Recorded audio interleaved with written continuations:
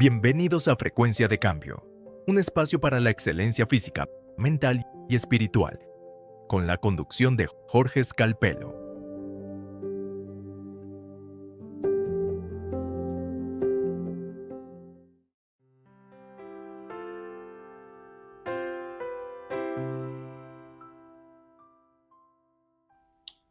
Hola, bienvenidos a Frecuencia de Cambio, un espacio donde la conciencia nos une. ¿Se puede programar la mente para ser una persona excelente? ¿Qué rol juega el lenguaje en nuestros resultados? En este tema exploraremos hoy y para eso nos acompaña Jaime de Casa Cuberta.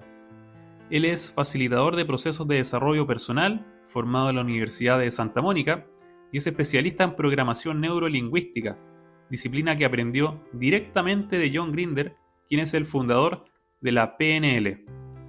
También Jaime es autor del libro Despega, 7 pasos para el desarrollo personal y profesional, y hace décadas ya imparte seminarios en Chile y también en otros países, aportando el crecimiento personal en organizaciones y en diversos grupos humanos. ¿Cómo parte esta historia? Cuando tenía 25 años, Jaime era abogado de la Universidad de Chile, especializado en Derecho de Familia, y producto de una crisis existencial, inicia un camino de autoconocimiento y aprendizaje que lo ha llevado a ser uno de los facilitadores más reconocidos en nuestro país. Bienvenido, Jaime, al programa. Es un agrado tenerte en Frecuencia de Cambio. Muchas gracias. Feliz de estar aquí contigo. Jaime, ¿qué entendemos por programación neurolingüística? ¿Qué es la programación neurolingüística? El NLP, Neuro-Linguistic Programming, programación neurolingüística. Mira, para explicarlo en términos así súper simples, vamos a ir letra por letra. La palabra programación debemos leerla como educación mental. Todos nosotros hemos sido educados mentalmente. ¿Y qué significa en concreto tener una educación mental? Significa que hemos aprendido, porque alguien nos enseñó, a procesar la información que percibimos de modos determinados. No de cualquier modo, de modos determinados. Lo llamamos coloquialmente a eso nuestra forma de pensar. Neuro, la N, hace referencia al sistema nervioso, porque se descubrió en esta disciplina que había un correlato entre el lenguaje y las redes neuronales. Entonces, cuando yo digo que tengo una creencia, no solamente estoy hablando de un concepto abstracto, sino que estoy hablando de conexiones neuronales específicas. Y esa forma de pensar se traduce físicamente en una cantidad de circuitos neurológicos que forman redes neuronales. Es una especie de computador que tiene el hombre en su cabeza. Estas conexiones neuronales son físicas y de hecho, mientras se energizan en el tiempo, la conexión misma se va engrosando. Y cuando se habla de reprogramar, entonces de lo que se habla es de generar un nuevo circuito neurológico, porque tú no puedes destruir, y ni tiene sentido intentar destruir el circuito que tú ya tienes. Lo que hace es crear un nuevo circuito y energizarlo a tal nivel que el circuito anterior, por desuso, comienza a desconectarse, porque esas son leyes de economía biológica de la naturaleza. Si yo ya no uso ese circuito, se empieza a adelgazar la conexión y llega un punto incluso que se separan las neuronas porque prefieren servir a otra cosa. Entonces, el desafío es generar nuevos circuitos, y ahí hay todo un tema de neurociencia de cuáles son los factores que permiten la generación de un nuevo circuito. Y finalmente el lenguaje, PNL, la L de lenguaje, se refiere, si queremos hacer una especie de comparación con un computador, sería el software, sería el vehículo, lo que nos permite entrar al cerebro y generar estos cambios. El lenguaje en un sentido mucho más amplio, que es la capacidad que tiene el cerebro de asociar todo, sonidos, imágenes, etc. Entonces, el desafío es generar nuevos circuitos y ahí hay todo un tema de neurociencia de cuáles son los factores que permiten la generación de un nuevo circuito. Básicamente es el impacto emocional y la repetición. Y eso es entrenable. ¿Qué tipo de transformaciones personales has presenciado tú con gente que se acerca a tus seminarios o a tus servicios y de pronto hacen este cambio en su lenguaje? No, los ejemplos son infinitos, de todo nivel de cosas. Estoy recordando, por ejemplo, una señora, me acuerdo que ella sufría de anorexia, y anorexia nerviosa, pero un grado extremo, y que ya había ido a un montón de psiquiatras y que se había recibido toda clase de terapia, pero nada funcionaba. Entonces asistir al seminario era como la última chance, y gracias a un cambio que ella logró hacer en sus creencias, logró salir de eso. Y a mí me visitó como 3 años después y ya con un cuerpo normal y todo, y muy agradecida. Ejemplos de eso son muchos. Ahora, yo creo que sí es importante decir que para que estos cambios se produzcan, la persona debe estar con el deseo de cambiar. Entonces debe existir esa disposición al cambio. Y si esa disposición existe, prácticamente no hay límites. Oye, Jaime, en tu libro hay un concepto central que es la excelencia. Sí. Tú dices que la programación neurolingüística es la ciencia de la excelencia personal, excelencia humana. ¿Qué es la excelencia? La excelencia es una actitud primordial existencial. Es una forma en que yo enfrento la vida en general. Se define como una programación mental o una creencia bien instalada en la cabeza de que yo en cualquier instancia de la vida, cualquier cosa que esté frente a mí, yo voy a hacer lo mejor posible con los recursos y la información que tengo disponible. Entonces tiene varios detalles. Por ejemplo, primero hay una gran valoración de la acción.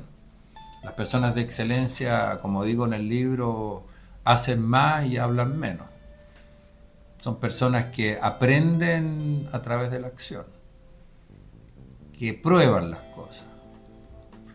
Al contrario, en el otro polo están los que yo llamo los superanalíticos, que son esas personas que le dan tanta vuelta, que los pros, los contras, que al final o quedan paralizados y nunca llevan adelante el emprendimiento que ellos tienen, o cuando por fin se deciden, ahora sí lo voy a hacer, ya la oportunidad se fue, porque en la vida a veces te presenta oportunidades y son ventanas que están abiertas por un tiempo nomás.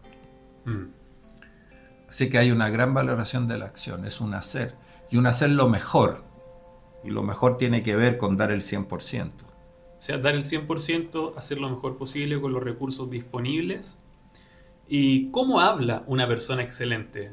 ¿Tú puedes identificar a las personas que tienen esa actitud de excelencia a partir de las palabras que utilizan? ¿Podrías colocarnos algunos ejemplos? Claro. En general, las formas de pensar, tú aprendes a identificarlas a través del lenguaje de la persona. Ahora, acuérdate que el lenguaje yo lo estoy asumiendo de un punto de vista súper general. Incluye también el lenguaje corporal, ¿ya? Entonces la lectura que haces no es solo de lo que la persona habla, también puede ser de lo que escribe, de la forma en que escribe y de su postura física y bueno, y lo que hace, de hecho, digamos.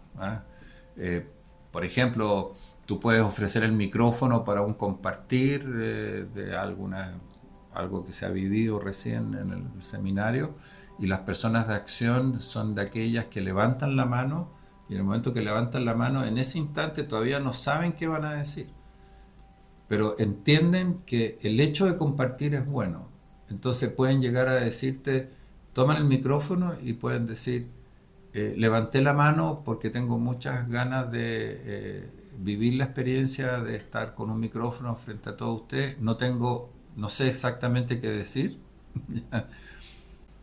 Sin embargo, me siento contento de hacerlo porque esto para mí no es tan fácil y veo que en la medida en que voy hablando voy ganando más confianza. O sea, te das cuenta que esa es una persona de excelencia, es una persona de acción que toma los riesgos y que va aprendiendo a través de la acción. El perfeccionismo, así como lo perfecto es enemigo de lo bueno, ¿se podría decir que lo perfecto es enemigo de la excelencia? Claro, yo de hecho en el libro, al final de cada nivel de entrenamiento, capítulo, voy sugiriendo la eliminación del vocabulario de ciertas palabras y una de esas es la palabra perfecto, perfectamente y todo, que la tenemos bien instalada a nivel cultural y que produce micro frustraciones porque cualquier cosa que tú hagas, por muy bien que la hagas, siempre la mente va a comparar el resultado que se obtuvo con lo que habría sido lo perfecto. Y lo perfecto es una imagen idealizada que no es humana, porque el ser humano simplemente no es perfecto. Entonces, nada de lo que el ser humano haga va a ser alguna vez perfecto. Entonces, si se produce esa diferencia entre lo que yo veo y lo que podría haber sido perfecto, siempre se va a producir una frustración. Así que yo recomiendo no usar Los perfeccionistas más son personas bastante neuróticas porque terminan con neurosis, porque justamente por muy bien que hagan las cosas, siempre van a encontrar que se podría haber hecho mejor, que no es perfecto. De hecho, mira, acá tú pones como ejemplo de ciertas palabras que se usan solo en contextos específicos. Sí. Estamos leyendo ahora el libro de Jaime. Sí. Como por ejemplo la palabra perfecto, perfectamente, perfectible, casi perfecto y tratar. Tratar. Sí. También hay un tema que tú mencionas que es intentar parece no ser lo más conducente al éxito o al resultado deseado. ¿Por qué pasa eso? Que tú recomiendas no usar la palabra voy a tratar de hacer esto, claro, o intentarlo. Es que el cerebro al final es súper obediente, entonces él hace exactamente lo que tú le pides. Y si tú le pides, si yo te pidiera a ti que trates de tocar el micrófono y tú vas y lo tocas, yo te diría, no, ahí tú no estás tratando, tú estás tocándolo de una vez por todas. La imagen de tratar sería como el dedo a 1 centímetro del micrófono. En el fondo tratar no funciona. O lo haces o no lo haces. Entonces, la fórmula lingüística que yo sugiero ahí es voy a hacer lo mejor posible con el desafío que tengo por delante. Voy a hacer lo mejor posible. Claro, o sea, cuando uno dice voy a tratar o voy a intentar, el cerebro se prepara para iniciar la acción, pero no para terminarla. Pero no para terminarla. Claro, porque es tratar. Hay una escena de Star Wars donde el maestro Yoda le enseña a Luke Skywalker a levantar unas piedras. Sí.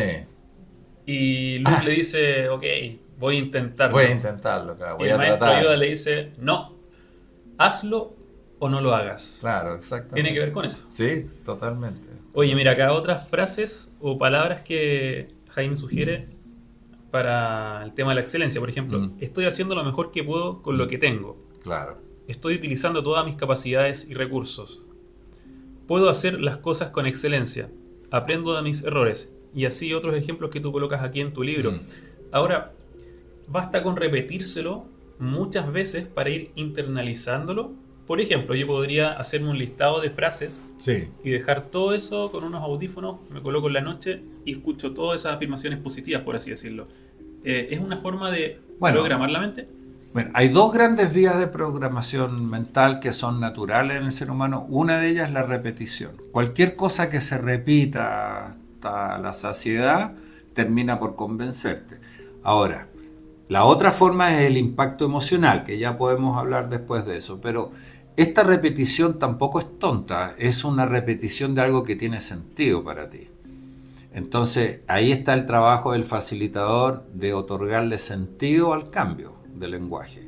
O sea, esto no va a funcionar mágicamente porque tú repitas una palabra sencillamente millones de veces. Tiene que ser una palabra respecto a la cual tú ya adquiriste una convicción de que es mejor que la otra que usabas antes y que te da más sentido y que te da más beneficio. Una vez que ya tienes eso, el hecho de que se repita termina programando la mente, pero la repetición se puede producir de mil formas también, no es solo como entendemos, no sé, como un disco rayado. un disco rayado, pero por ejemplo repetición también tiene que ver con lo que tú estás leyendo. Suponte tú en un colegio donde hay ciertos valores, una forma de repetir los valores es que estén escritos por todos lados. Que tú entras a la sala y el respeto, un valor de este colegio, y después vas al patio y hay otro letrero que el respeto. Esas son repeticiones. Tu mente está constantemente recordando lo que aprendió y eso va generando una mayor conexión entre neuronas, mayores conexiones neuronales, se va afirmando ese computador que se va creando dentro. Claro, o sea, estamos expuestos a mucha información. De hecho, es súper interesante lo que dices porque tenemos muchos programantes culturales. Sí. La televisión, lo que escuchamos en la radio, los grafitis en la calle. Programadores lo llamamos nosotros. Programadores. Sí. ¿Cómo tú ves a nuestra sociedad? ¿Es una sociedad excelente? ¿Qué cosas tú dirías, no, chileno, esto hay que cambiarlo, esto mantengámoslo?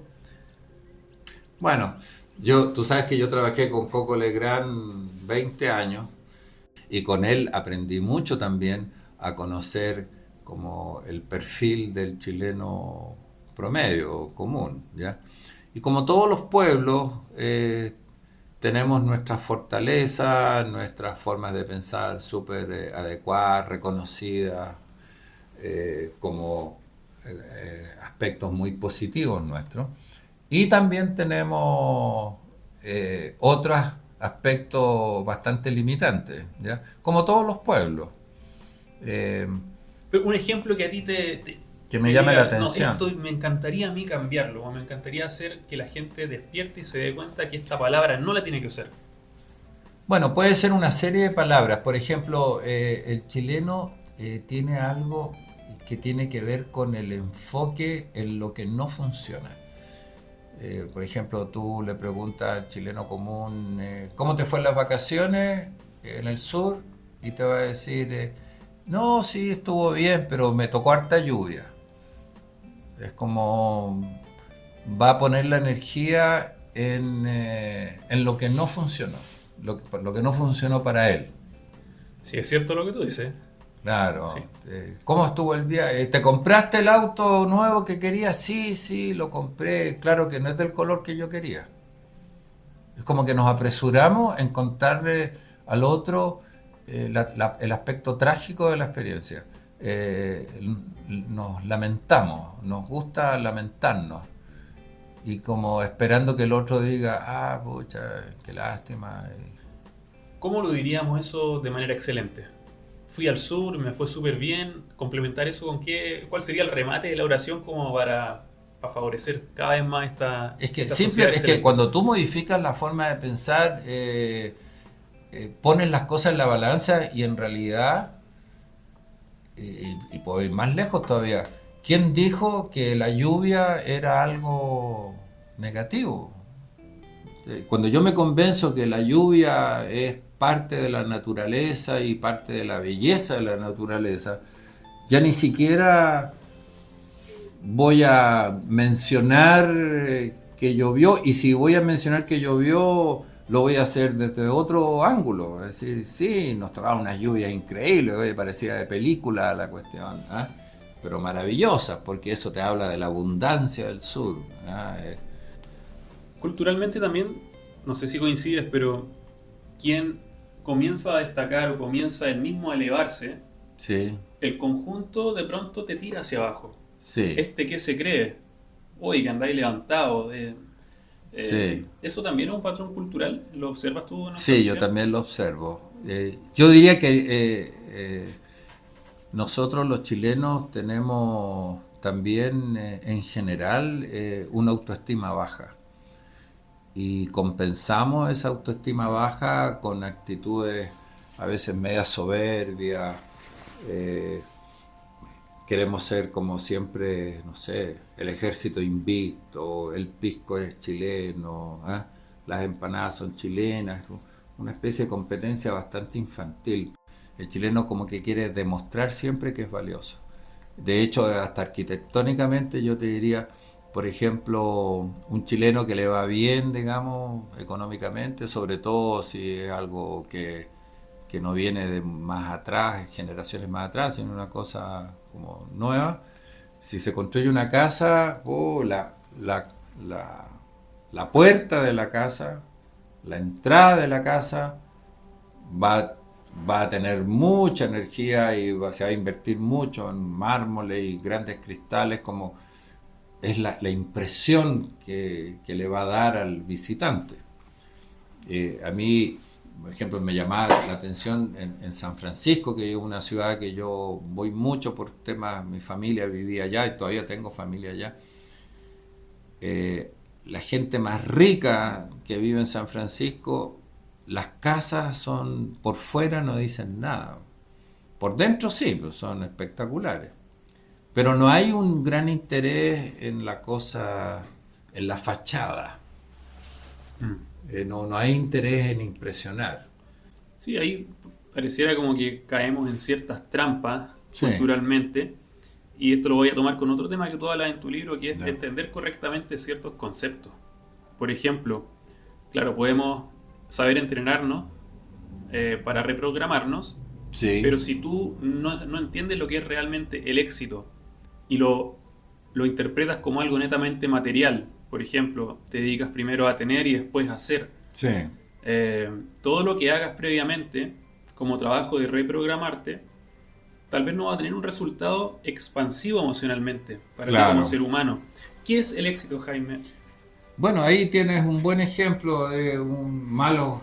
Mira, como ocurre en el concepto del éxito, ocurre en un montón de otras cosas, son como malos entendidos. Nosotros tenemos muchos malos entendidos. La palabra éxito, para empezar, tiene raíz en una voz latina, exitus, que significa salida. En inglés, por ejemplo, es más claro, exit, salida.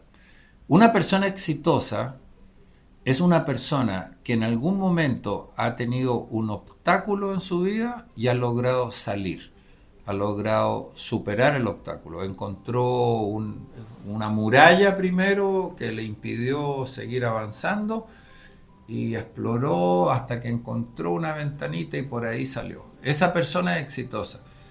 El éxito no tiene nada que ver ni con el dinero, ni con la fama, ni con el poder. Son conceptos completamente distintos. Tú puedes conocer a una persona que tiene mucho dinero, pero que no es exitosa. O sea, en síntesis, una persona excelente entiende que el éxito tiene que ver con tu capacidad y voluntad por encontrar una salida Exacto. a una situación determinada, Claro. o a una solución, o cómo sobrepasar un obstáculo. Claro. También hay otra cosa que tal vez se puede entender mejor, que tiene que ver con el ser, hacer, tener, Claro. o el tener para hacer y al final ser. Claro. Lo claro. entendemos al revés. Claro, estas son ya programaciones culturales que son mucho más allá de los chilenos, de los latinos. Estas son cuestiones prácticamente de Occidente, no tanto de Oriente. Yo he viajado mucho por el Oriente, en la India y todo, y tú te das cuenta que Oriente realmente tiene, bueno, y la India sobre todo, pues la India es como, yo siempre digo, mira, existe Oriente, Occidente y la India. La India es como un mundo aparte. Ellos tienen bien clarito eso. Es un tema de prioridades, formas de pensar, si eso es. Entonces, a nosotros nos enseñaron culturalmente en Occidente que lo primero que había que hacer en la vida es salir como loco y tener cosas. Y una vez que tuviésemos lo suficiente, íbamos recién a poder hacer cosas importantes y finalmente, como decían nuestros abuelos también, con un poco de suerte te podrás ser alguien en la vida. La propuesta acá es justamente lo opuesto. Yo lo que les enseño a los niños sobre todo es que lo primero que ellos deben aprender es a descubrir quiénes son. Y eso tiene mucho que ver con los talentos, con identificar los talentos. Soy un artista yo, soy un comunicador, soy un mensajero, soy un educador, un maestro. ¿Quién soy yo realmente? Porque una vez que tú sepas quién eres, va a ser mucho más fácil saber qué hacer. Lo que tú vas a hacer es lo que está en resonancia o en frecuencia con lo que tú eres, en coherencia con eso. Y el tener es lo menos relevante, porque cuando tú sepas bien quién eres y qué es lo que, por lo tanto, haces en el mundo, tú vas a saber exactamente qué es lo que necesitas tener, que son elementos específicos. ¿Tú trabajas con niños? Yo trabajo con niños, claro. ¿Cómo es el proceso con ellos? Me imagino que es distinto a un adulto que ya tiene muchas programaciones previas. Bueno, yo trabajo en colegios de niños de alta vulnerabilidad, que es como mi interés más grande. Y ahí hay un trabajo muy fuerte porque no tenemos mucha cooperación de parte de los propios padres. Entonces tú le enseñas a los niños ciertas cosas, pero llegan a la casa y los papás no piensan igual. Entonces es un desafío. Sí, tiene incidencia el sistema en el que uno se desenvuelve. El entorno en general. El entorno en general. Entonces yo una de las cosas que necesito inocular en las mentes de ellos, les digo, mira, la única persona en la que realmente todo va a depender eres tú. Y aunque tengas todo en contra, incluso tus padres, entonces yo les meto mucho eso en la cabeza, que aunque el entorno esté todo en contra, tú puedes lograr hacer tu cambio interno y perseverar y al final llevar una vida feliz como todos queremos que las tengan. Es importante también pensar en grande. Tú en tu libro dices, ¿picando piedras o construyendo catedrales? Claro. Que es algo súper profundo. Sí. ¿Puedes referirte a eso, por favor? Sí, claro. Eso es una historia que anda dando vueltas por ahí. Dicen, es un mito urbano, dicen que ocurrió cuando se construía la Catedral de Colonia, que un personaje vio a unos maestros ahí trabajando las piedras y se acercó al primero, que tenía una cara muy amurrada, y le preguntó, ¿y usted qué está haciendo? Y el tipo casi se sintió ofendido, porque como diciendo que es obvio, no ve, estoy picando piedra, esta es la desgracia mía, en el fondo esa es la connotación, esta es mi vida, una desgracia, aquí lo único que hago es picar piedra. Y más allá vio a otro que estaba haciendo el mismo trabajo, solo que con una actitud como un escultor, un artista, así feliz, y le hizo la misma pregunta. ¿Qué estás haciendo? Y él le dijo, estoy construyendo la Catedral de Colonia. Entonces, esas son formas de pensamiento maravillosas y que se pueden aprender. Uno de ellos, él logra darle un sentido de trascendencia a lo que hace. Y eso tiene que ver con el valor que tú te otorgas a ti mismo. Jaime, un tema importante también que está conectado obviamente con la excelencia es la humildad y también el humor.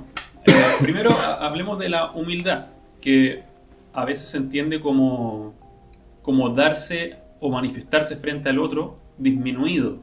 Claro. Eso es de alguna manera errado. ¿Qué es la humildad desde lo que tú has aprendido? La palabra humildad en nuestra cultura se asocia a dos cosas. Una es a pobreza. Cuando decimos, bueno, en este sector vive gente humilde, para decir gente pobre. Y el otro aspecto que se le da, me gusta esta nana porque es bien humilde. En el fondo es una persona que se somete, que te va a decir que sí a todo. Se puede venir el domingo, usted se puede quedar hasta las 10 y te va a decir siempre que sí, es humilde. Pero la humildad no tiene nada que ver, igual como pasaba con el éxito, no tiene nada que ver con eso. La humildad es la actitud opuesta a la soberbia, el antónimo de la soberbia. Y la soberbia, el soberbio, es una persona que tiene una creencia instalada en su cabeza que él sabe las cosas. Es una especie de sábelo todo. Y se le nota muy bien porque no escucha. Interrumpe, tú le estás explicando algo y en la mitad te dice, no, si yo ya sé lo que vas tú. Asume que ya entendió y que él ya sabe. Y como él piensa que sabe, entonces deja de aprender porque él no hace preguntas, Nada. En cambio, el humilde tiene la creencia opuesta. El humilde cree que no sabe, pero en el sentido socrático, o sea, como decía Sócrates, solo sé que nada sé y aún de eso dudo. Ahora, Sócrates sabía toneladas, no es que no supiera nada, pero lo que sí sabía él es que mientras más sabía, más se daba cuenta de lo mucho que le faltaba por saber. Y esa es la humildad. La humildad es la conciencia de que por mucho que yo sepa cosas, de lo que sea, lo que me falta por saber y lo que a la humanidad le falta por saber es mucho más. Eso se llama la ignorancia socrática, ¿ya? Esa es la humildad. Y la humildad te permite aprender, porque el humilde intelectualmente es una persona que está abierta a aprender, que hace muchas preguntas, por ejemplo. Acá tú dices, bueno, hay que dejar para ciertos contextos específicos en relación a este tema. Por ejemplo, decir, esta es la verdad, tengo la razón, estás equivocado o estoy equivocado. Y por otra parte, sí es mucho más excelente decir o empezar una frase para ser honesto, lo que pienso en base a mi experiencia, según mi parecer, etc. Igual esto no es tan fácil, porque está tan enraizado en nuestra cotidianidad. Lo que pasa es que para esto hay que romper paradigmas. Entonces, nosotros tenemos un paradigma cultural que confunde el concepto de verdad con el concepto de honestidad. Entonces, una de las cosas que yo explico en el libro ahí, con detalle, y en los seminarios también, es aquello que permite hacer la distinción. La persona honesta es la persona que expresa lo que auténticamente piensa de acuerdo a lo que percibe, entendiendo que lo que percibe siempre va a ser parcial y relativo. Y hay otros que se creen dueños de la verdad. Entonces, yo, cuando invito a romper el paradigma, el primer ejercicio que hacemos es darnos cuenta que nadie es dueño de la verdad. Cuestión que ya la sabemos intelectualmente, no es una frase novedosa. Y que sin embargo no somos incoherentes con eso. O sea, lo tenemos en el inconsciente colectivo de que nadie es dueño de la verdad, pero nos comportamos como si fuésemos dueños de la verdad. Entonces yo postulo que nadie es dueño de la verdad, pero sí podemos ser dueños de nuestra honestidad. Y ser dueño de la honestidad a nivel de lenguaje se ejercita y se expresa con la palabra mágica y sus sinónimos, que es el punto de vista. Una persona honesta, al reconocer que no es dueño de la verdad, sí puede reconocer que ella percibe un aspecto de la realidad y ese es su punto de vista. Y por eso que yo postulo el ejercicio de la palabra este es mi punto de vista, quiero ser honesto contigo, y eliminar o dejar para contextos muy específicos. Cuando digo contexto específico me refiero a que, claro, hay contextos filosóficos. Si yo voy a hablar, si el objeto de la conversación es la existencia o no de aquello que llamamos verdad, voy a usar la palabra verdad. Pero en la mayoría de los contextos no es necesario. Cuando tú usas la palabra verdad, estás conectándote con esa forma de pensar que te va a llevar a creer que en algún aspecto tú eres dueño de la verdad. Jaime, ¿hay mucha resistencia al cambio? El resistir el cambio es completamente normal y es sano, porque una persona que no resiste el cambio sería un temerario. Una persona que dice, ya me voy a subir a la moto y sale a 300 kilómetros por hora, o me voy a tirar en paracaídas sin hacer ninguna instrucción. Lo adecuado es que cuando tú percibes la resistencia al cambio, comiences a entrenar tu mente para entender que el cambio va a ser positivo para ti y te vas preparando para eso. En el ejemplo de tirarse en paracaídas, es un cambio que me va a generar resistencia, pero es un cambio que yo lo puedo lograr. Si yo me entreno, me documento, voy con un instructor, yo me voy a dar cuenta del límite mío y me puedo dar cuenta que yo sí puedo superar ese límite. O sea, la resistencia al cambio se puede vencer. Bueno, la mente es muy sabia y nos protege, ¿cierto? Sí. Ahora, cuando nosotros vamos a salir de la zona de confort, Sí. una persona va a salir de su zona cómoda, la misma mente te empieza a mostrar una serie de argumentos muy racionales Claro. de por qué no hacerlo. Claro. Ahora, ¿cómo uno se puede pillar en esa dinámica y decir, mira, de esto considero esto y esto lo aparto porque simplemente esto me está impidiendo ir más allá y expandir mis límites? Claro. Son las justificaciones, las excusas. Aparecen las excusas más insólitas. Por ejemplo, tú puedes estar en un grupo y hay un micrófono y se invita a ese grupo a que cada uno vaya adelante y salude a los demás. Y el que, para muchos, el exponerse frente a los demás y sobre todo con un micrófono es algo que está fuera de la zona cómoda. Entonces cuando tú les preguntas, bueno, ¿vas a pasar? No, es que ya todos dijeron lo más importante, no tengo nada que aportar. Esa es una excusa, ¿entiendes? Tu mente está creando argumentos para mantenerte en la zona cómoda. Puedes inventar millones de excusas para mantenerte en eso. Las personas que han tenido la bendición, esto yo creo que tiene mucho que ver con la educación que tú recibiste desde niño, ¿ya? Por ejemplo, los padres que son muy desconfiados generan finalmente zonas cómodas súper pequeñas en los hijos. Entonces, cuando tú recibes una educación que te va otorgando confianza, todos tenemos zonas cómodas, pero tu zona cómoda pasa a ser enorme. Entonces ya son pocas las cosas que te ponen nervioso porque estás habituado a eso, ¿ya? Entonces, una buena mentalización sería que meditar que el cambio, o tenerlo presente, el cambio no es ni positivo ni negativo, sino que tú debes identificar y evaluar si es conveniente para ti o no. Porque si es conveniente, entonces aunque tengas resistencia, vas a hacer lo que sea necesario para finalmente lograrlo, porque te conviene. A las personas les gusta hacer lo que les conviene. Claro, ahora ocurre también que, llevémoslo a un ejemplo muy usual, un cambio de trabajo. Alguien que dice, oye, estoy aburrido de este trabajo, estoy chato acá, me quiero cambiar. Claro. Implica ir fuera de la zona cómoda, hacer un currículum, pedir ayuda, mostrarse, y ahí la mente empieza a decir, es que, pucha, sí, pero no sé inglés, entonces no.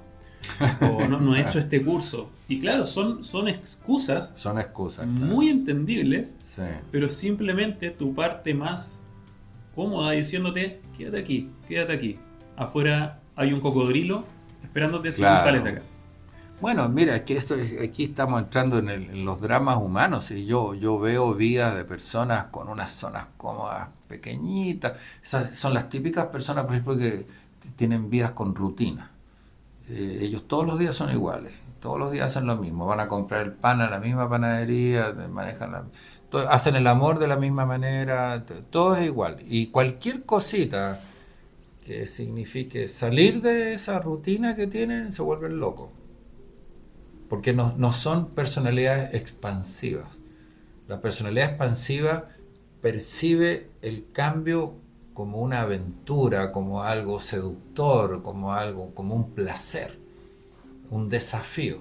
Entonces, una de las palabritas que yo también les invito a incorporar es que esto que perciben, como que muchos usarían la palabra, es que un problema, yo les sugiero, elimina la palabra problema y cámbiala por desafío. Este es tu desafío, porque el desafío igual es motivante. Cuando alguien nos desafía a nosotros, como que nos pica la guía, así, ¿no? Dice, a ver, no cree que yo no puedo, y terminan haciéndolo, ¿eh? Asume estos cambios como desafíos. Jaime, bueno, y por último, el tema del humor. Creo que es como que consagra toda esta secuencia hacia la excelencia. Sí. El humor no es estar todo el día riéndose, o no es sinónimo de risa, carcajadas, sino que es algo mucho más profundo, incluso espiritual. Sí, por supuesto. Yo creo que lo que yo escribí en el libro respecto del humor es uno de los aportes que yo considero importantes de mi parte, porque es algo que realmente es como una visión que yo tuve muy personal y que la logré plasmar. Tú lo asocias con, metafóricamente tal vez, con vencer a la muerte. Sí. ¿Por qué? Bueno, cuando le expliqué esto a Coco Legrand, a él le hizo mucho sentido, ¿ah? La palabra humor viene de la palabra Hu, que es una forma sánscrita de llamar a Dios, y mor es muerte. Entonces, la relación de estas dos polaridades tan extremas, como Dios representando el amor, la vida, todo, y la muerte en el otro lado. Entonces, el humor, la persona con humor o que vive desde el humor es aquella que es capaz de vencer a la muerte. Pero la muerte, no en el sentido obvio y literal como la muerte física, sino que la muerte en un sentido ontológico, es la muerte que experimentamos todos los días a cada rato. La muerte significa el fin de algo. Una relación, por ejemplo, amorosa puede morir. Es una muerte que tú experimentas, porque es algo que ya no va a volver a ser. Y transitas por las 5 etapas del duelo, porque es una muerte. Las personas de humor también transitan, viven el duelo, pero lo viven mucho más corto, más liviano, porque tienen esta capacidad de superar a la muerte. ¿Qué tiene que ver esto también con distender el ambiente o poner tenso el ambiente o hacia uno mismo? Por ejemplo, tú planteas que una persona que tiene buen humor es una persona que es capaz de generar distensión en el ambiente donde se desenvuelve y comparte con otros, consigo mismo, versus las personas que no tienen buen humor, que generan tensión. A veces un chiste genera tensión, Claro. no distensión. Claro, nosotros tenemos este concepto de humor como sinónimo de chiste, broma, talla, y si estamos tan convencidos de eso, vamos a justificar cualquier cosa que ocurra. Yo puedo contar un chiste de pésimo gusto y ofender a un montón de gente, y después me voy a defender diciendo, no, pues si es un chiste, y el chiste es un acto de humor. Pero no, pues, según mi definición de humor, lo que distingue a un acto de humor es si el acto genera distensión en la propia persona que está hablando o que está actuando y en la audiencia. Si el acto genera distensión, entonces lo consideramos un acto de humor. Si genera tensión, ya no es un acto de humor. Ese es como el parámetro para distinguir. Entonces, una risa, por ejemplo, la risa en la mayoría de los contextos genera distensión. De hecho, química, nosotros podemos percibirlo. Cuando nos reímos un buen rato, sentimos un relajo en el cuerpo, estamos distendidos. Pero una risa inoportuna en un funeral, o una risa nerviosa, una risa macabra, te genera un montón de tensión. Entonces, esa es una de las distinciones. Ahora, ¿cómo es posible lograr esto? ¿Cómo es posible lograr la distensión? Eso, el truco que yo entrego ahí, es que cuando yo vivo una situación, vamos a decir, una muerte entre comillas, que son aquellas situaciones que no nos gustan porque terminaron. Yo iba a una reunión, quería llegar a la hora, pero me tocó un semáforo que estaba malo, entonces me estoy demorando más de lo que debería, por lo tanto ya no voy a poder llegar a la reunión a la hora. Esa es una situación que está muerta, acaba de morir. Yo estoy ahora frente a una muerte. ¿Qué es lo que murió? La expectativa mía de llegar a una hora. Entonces, cuando yo me enfrento a eso, el común de las personas, mira, nos enfocamos en el obstáculo como si fuese lo único que existe. Entonces, la reacción emocional que tenemos es propia de la percepción que podemos tener si eso es lo único que percibimos, ¿ya? Entonces nos da rabia, frustración y todo. ¿Qué hacen las personas de humor? ¿Cómo logran ellas conservar la paz? Que en el fondo la distensión es la paz. ¿Cómo logran conservar la paz frente a la adversidad? Que sería otra forma de llamar a estas muertes, digamos.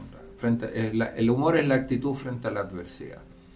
Entonces, lo que hacen las personas de humor, que no hacemos el común, digamos, es que abren el ángulo de percepción. Entonces dicen, acabo de chocar el auto, que sería la adversidad, y al mismo tiempo, en paralelo, estoy vivo, mi familia está en camino, tengo seguro. O sea, hay una serie de cosas que están ocurriendo que son positivas, que son buenas dentro de todo. Siempre va a encontrar que hay otras cosas. Entonces, al observar esto en términos panorámicos, yo tengo una percepción más equilibrada, porque digo, es cierto que choqué el auto y que eso not good, ¿eh? Sin embargo, también es cierto al mismo tiempo que hay una serie de otras cosas que están ocurriendo en mi vida también, que sí son buenas. Entonces, yo al equilibrar todo, no pierdo no me descentro, no alcanzo a enojarme. Yo me enojo si yo realmente creo que lo único que está ocurriendo en mi vida es que el auto está chocado. Y no salgo de ahí. La actitud opuesta al humor no es la seriedad, ya como muchos creen. Siempre nos dan, es un tema cultural, una programación cultural, como que nos dicen que las cosas o se hacen en serio o se hacen con humor, pero como que no pueden ir juntas. Y lo que yo postulo es que cuando usamos la palabra serio, en realidad de lo que estamos hablando es de compromiso, de nivel de compromiso. Y tú puedes tener un alto nivel de compromiso o un bajo nivel de compromiso, pero eso no tiene nada que ver con el humor, porque el humor, lo opuesto al humor son las actitudes dramáticas. Y la actitud dramática significa que la persona está haciendo una sobrevaloración de la adversidad, está desproporcionándola. Entonces, lo que hay que hacer es evitar entrar en las actitudes dramáticas, en el fondo en las exageraciones. O sea, la cuestión sí está mal, pero tan mal como tú la presentas no, porque hay otras cosas que sí están bien. Es como una actitud más neutral. Y el nivel de compromiso es aparte. Hay personas que tienen muy bajo nivel de compromiso y una actitud de humor. Sí, el humor es muy bueno, pero en la vida también se requiere tener altos niveles de compromiso. O hay personas que tienen un alto nivel de compromiso, son súper profesionales, hacen todo muy bien y asumen actitudes dramáticas. Y están generando tensión, por lo tanto, en ellos y en el entorno. Súper. Jaime, bueno, yo te quiero agradecer el tiempo que te has dado para conversar con nosotros aquí en Frecuencia de Cambio. Obviamente nos encantaría en próximos episodios poder hablar, a lo mejor de manera más específica, de algunos de estos temas que hemos visto hoy, porque hicimos una pasada bien extensa de lo que es la PNL con distintas derivadas, ¿cierto? Centrándonos también mucho en lo que sale en tu libro de Claro. ¿Cómo la gente puede saber más de ti, ponerse en contacto contigo o comprar tu libro? Bueno, el libro está en la Feria del Libro y en la Librería Antártica. Ahora, como han pasado años, porque este libro ya va como en la 6ª edición, pero le ha ido muy bien al libro, ha tenido muy buena, como te digo, 6 publicaciones, la última fue en República Dominicana, está en el colegio, en algunas universidades, porque realmente presenta un modelo de desarrollo personal bien contundente y todo. A esta altura ya no lo vas a encontrar inmediatamente disponible físicamente en la librería esta que te mencioné, pero sí, si tú vas a la librería y hablas con la persona correcta ahí, ellos lo piden y la editorial lo lleva cuando hay pedido. También está, ¿cómo se llama?, en su versión digital, en alguna de estas plataformas que también se puede comprar así. Y a mí me pueden ubicar, bueno, yo estoy en Instagram, Jaime de Casacuberta, mi correo, yo creo que si alguien tiene interés, sobre todo yo te había comentado que estoy trabajando mucho en colegios, ya, sobre todo en niños de alta vulnerabilidad, Despega Jaime, haciéndole honor al nombre del libro, despegajaime@gmail.com. Yo creo que esa es la forma más fácil de ubicarme. Ok, entonces compren este libro muy interesante, Despega, 7 pasos para el desarrollo personal y profesional. Muchas gracias, Jaime, por acompañarnos, y a todos los auditores, gracias por su sintonía, y vamos a cerrar este episodio con una pregunta en relación a lo que hablamos. ¿Usted está picando piedras o está construyendo catedrales? Que estén muy bien, nos vemos en un próximo episodio.